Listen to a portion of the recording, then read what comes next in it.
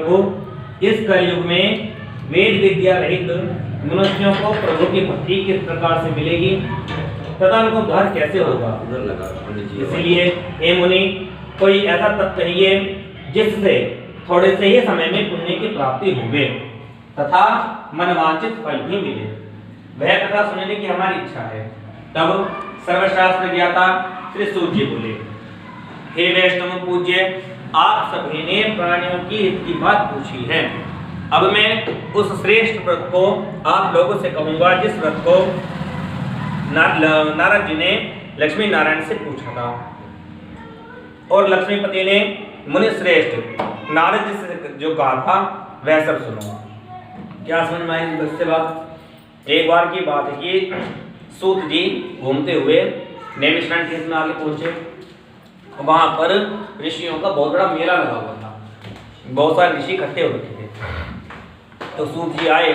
अब जब सबने देखा भाई सूत जी मतलब सभी शास्त्रों के ज्ञाता हैं, क्यों ना इनसे कुछ अच्छे ज्ञान की बात पूछी जाए। तो कितने ऋषि थे? 88,000। तो इसमें मुख्य कौन है? शौनक ऋषि। उन्होंने कहा, उनको ऊंचा स्थान दिया, जबकि सूत जी उम्र में छोटे हैं और ऋषिगण और सब बहुत बड़े बड़े। लेकिन हमारे यहाँ क्या पूजा गया हमेशा से? ज्ञान। तो उनको उन्होंने ऊंचा आसन दिया, ऊंचे आसन में बिठाया, उनका विधिवत पूजन किया। पूजन वगैरह करने के बाद में उनसे पूछा कि सूत जी महाराज, कोई ऐसा तत्व बताओ जिससे संसारिक जो लोग हैं वो काम तो करें थोड़ा सा और पुण्य की प्राप्ति उनको मिले बहुत सारी। तो ऐसा कुछ उपाय हमें बताओ। सूत जी ने कहा कि ठीक है, आपने संसार के लोगों के लिए जो बात पूछी है वह मैं तुमसे बताता हूँ। जो प्रश्न आज तुमने मुझसे किया है, एक समय नारद जी ने भगवान विष्णु से भी ऐसा ही प्रश्न किया। तो जैसा भगवान विष्णु ने नारद जी से कहा था वैसा ही मैं आपसे कहता हूँ। क्या कहा था?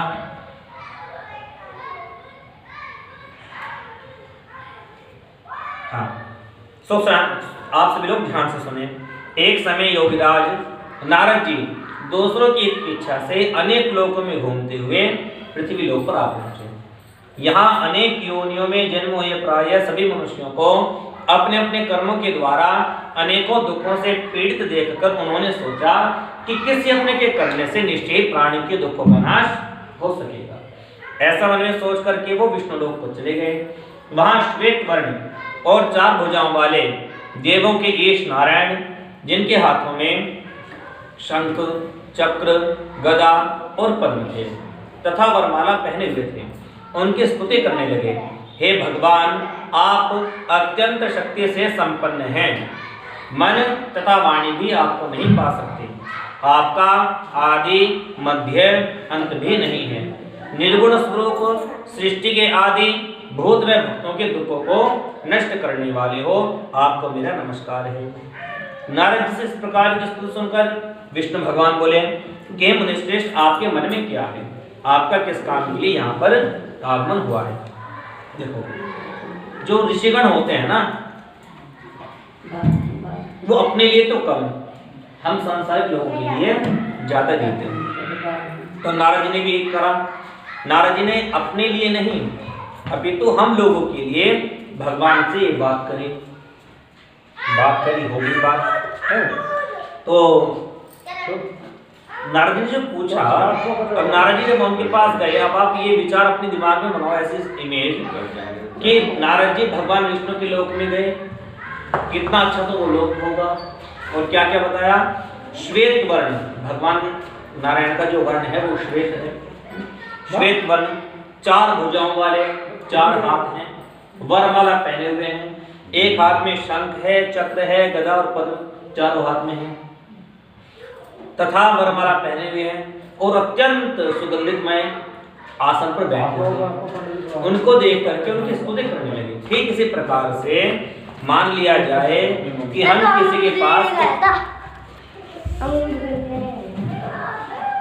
किसी के पास किसी काम के लिए जाएं, किसी कार्य के लिए जाएं, तो हम जानते सर वो कार्य तो उसको बताते नहीं, पहले उसकी हालचाल पूछते हैं, भूमिका बनाते हैं, आज क्या हालचाल है, घर परिवार में सब क्या, इस तरह की भूमिका बनाते हैं। ठीक उसी प्रकार से नारद जी ने भगवान की स्तुति गाई और भागवत महापुराण में तो इतनी अच्छी स्तुति है, इतनी अच्छी स्तुति है कि एक बार कोई पढ़ने लग जाए तो ऐसा लगता है कि हाँ सामने ही साक्षात भगवान नारायण विराजमान। तो उनकी स्तुति गाई। स्तुति गाने के बाद अच्छा उस व्यक्ति को पता रहता है जिसके पास आप गए कि भाई आज व्यक्ति आया मेरे से कुछ पूछ रहा है, तो निश्चित रूप से ये कुछ ना कुछ काम निकलवाने के लिए आया है। नारद जी भगवान विष्णु ने कहा कि नारद जी महाराज आपका किस काम के लिए यहाँ पर आगमन हुआ है, सीधे सीधे बताओ, बात करो ठीक ठीक, सीधे सीधे बात बताओ। नारद जी ने कहा कि प्रभु आपने सही पकड़ा कि मैं किसी काम के लिए यहाँ पर आया हूँ, लेकिन वो काम क्या है कि मैं अभी कुछ दिन पहले पृथ्वी लोक पर गया था, वहां पर अनेक योनियों में जीव जंतु उत्पन्न हुए थे। कितने लाख योनियां बताइए हमारी? 84 लाख। 84 लाख में पेड़ पौधे जीव जंतु सब आ जाते हैं, तो अपने अपने कर्मों से भोग रहे हैं। तो उन्होंने कहा कि वे अनेक कर्मों के भोग से भोग रहे हैं, दुखी भी हैं। हे प्रभु कोई ऐसा उपाय मुझे बताओ कि इन सब मनुष्यों के दुख थोड़े से प्रयत्न से कैसे दूर हो सकते हैं। भगवान ने कहा अच्छी बात है। तो भगवान ने कहा कि हे नारद सुनो, मनुष्य के भलाई के लिए जो तुमने बात पूछी है वह मैं तुमसे कहता हूं सुनो। जिस काम के करने से मनुष्य मोह से छूट जाता है वह मैं तुमसे कहता हूं। बहुत पुण्य देने वाला, स्वर्ग और मृत्यु लोक दोनों में दुर्लभ एक व्रत है जिसका नाम है सत्यनारायण का व्रत। यह व्रत अच्छी तरह विधि पूर्वक करके मनुष्य आयु पर्यंत सुख भोग कर मरणोपरांत मोक्ष को प्राप्त होते हैं। भगवान के वचन सुना नारद जी ने कहा अच्छी बात है, आपने बता दिया कि कोई सत्यनारायण का व्रत है। प्रभु आपने तो बता दिया, लेकिन उसका विधान तो बताओ, विधि भी बताओ कैसे करना चाहिए, उस व्रत का फल क्या है, विधान क्या है, कभी किसने यह व्रत किया भी है, प्रभु विस्तार पूर्वक बताओ।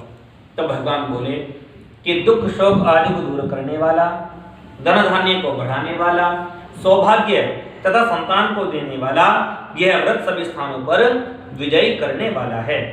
भक्ति और श्रद्धा के साथ किसी भी दिन, उसमें आया कि किसी भी दिन मनुष्य प्रातः काल अथवा सायकाल के समय ब्राह्मणों और अपने परिवार सहित भगवान जी का पूजन करें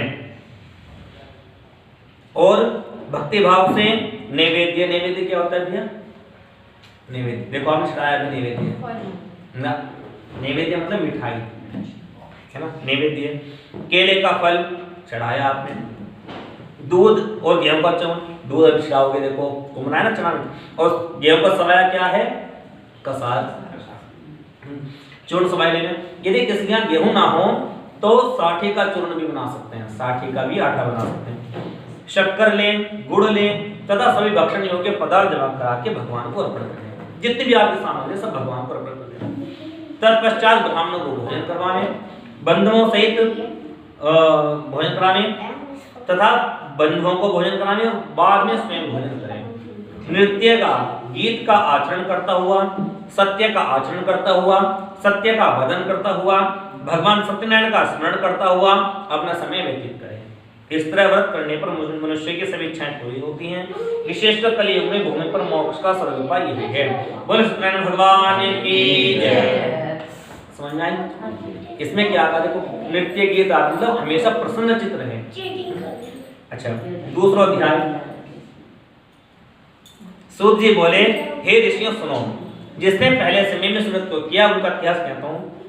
सुंदर काशीपुरी नगरी में एक अत्यंत निर्धन ब्राह्मण रहता था। वह भूख और प्यास से बेचैन हुआ नित्य पृथ्वी पर घूमता रहता था।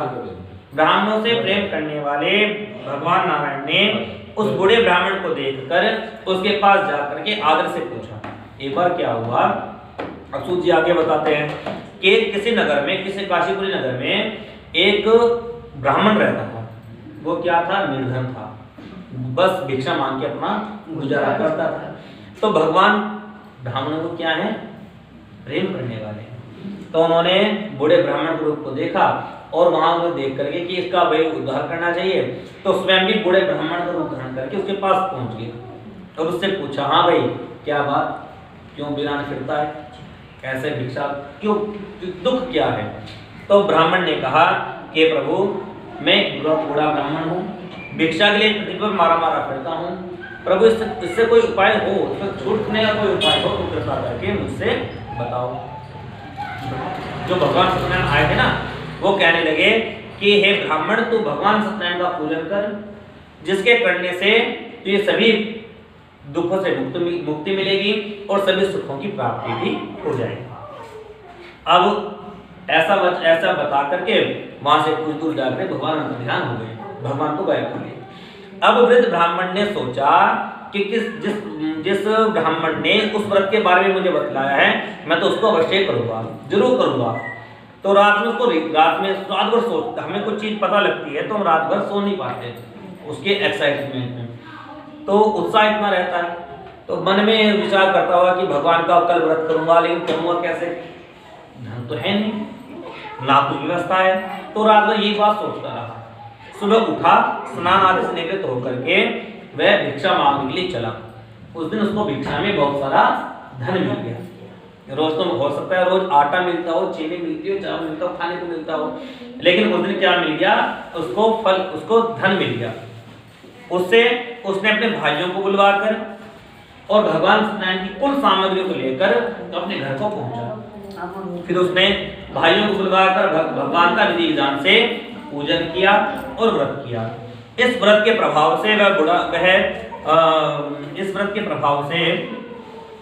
वह ब्राह्मण सब दुखों से छूटकर अनेक प्रकार की संपत्तियों से युक्त हुआ। उस समय से वह ब्राह्मण हर महीने व्रत करने लगा। इस तरह भगवान सत्यनारायण के व्रत को जो करेगा वह मनुष्य सब दुखों से छूट जाएगा। इस तरह नारद से नारायण का कहा हुआ, यह व्रत मैंने तुमसे कहा है, हे विप्रो मैं और क्या कहूं। तब ऋषि बोले कि हे मुनीश्वर, संसार में इस ब्राह्मण से सुनकर और किस किसने इस व्रत को किया है, हम वह भी सुनना चाहते हैं, इसके लिए हमारे मन में श्रद्धा है। तब सूत जी बोले, ये ब्राह्मण देवता की कथा समझ में आए। अब आगे क्या हुआ कि एक दिन वो ब्राह्मण अपने घर में पूजन कर रहा था। उसी समय वहां पे एक लकड़ी बेचने वाला बूढ़ा व्यक्ति आया और लकड़ी गट्ठर को बाहर रख करके वह ब्राह्मण के मकान में चला गया। उसने वहां पर ब्राह्मण को विधि विधान से भगवान जी का पूजन करते देखा, कथा सुनी और प्रसाद ग्रहण किया। उसके पश्चात में लकड़हारे ने उस ब्राह्मण से कहा कि हे ब्राह्मण देवता, आप यह सब क्या कर रहे हैं और इसके करने से क्या फल मिलता है, कृपा करके मुझसे बताओ। तब ब्राह्मण ने कहा कि आप जो भी कुछ मेरे घर में देख रहे हैं या ये घर भी जो देख रहे हैं, ये सब इन्हीं की कृपा से मिला है। जितनी भी सुख समृद्धि मेरे घर में है सब भगवान सत्यनारायण की कृपा से ही है और इन्हीं की, मेरे यहाँ पे धन धान्य की वृद्धि भी इन्हीं की कृपा से हुई है। ब्राह्मण से इस व्रत के बारे में जानकर लकड़हारा बहुत प्रसन्न हुआ। उसने कहा कि भाई भगवान का अगर पूजन करने से इतना कुछ मिल सकता है तो मैं भी तो एक मजदूर हूँ, मुझे भी करना चाहिए, तो मुझे भी सब कुछ मिल जाएगा। अच्छा, प्रसाद खाने के बाद प्रणाम लेने के बाद अपने घर गया। फिर लकड़हारे ने अपने मन में इस प्रकार संकल्प किया कि आज नगर में लकड़ी बेचने से जो भी धन मिलेगा उसी से मैं भगवान सत्यनारायण के उत्तम व्रत को करूंगा। यह मन में विचार करके वह बूढ़ा लकड़हार लकड़ी के गट्ठर को अपने सिर पर रखकर जिस नगर में धनवान लोग रहते थे ऐसे सुंदर नगर में चला गया। उस रोज वहां पर उसे लकड़ी के दाम पहले दिनों से 4 गुने अधिक मिले। तब वह बूढ़ा लकड़हारा दाम लेकर और अति प्रसन्न होकर पक्के केले की फली, शक्कर, घी, दूध और गेहूं का चूर्ण, सवाया इत्यादि भगवान सत्यनारायण की कुल सामग्रियों को लेकर अपने घर को चला गया। लकड़हारे ने अपने भाइयों को बुलवाकर विधि विधान के साथ भगवान जी का पूजन और व्रत किया।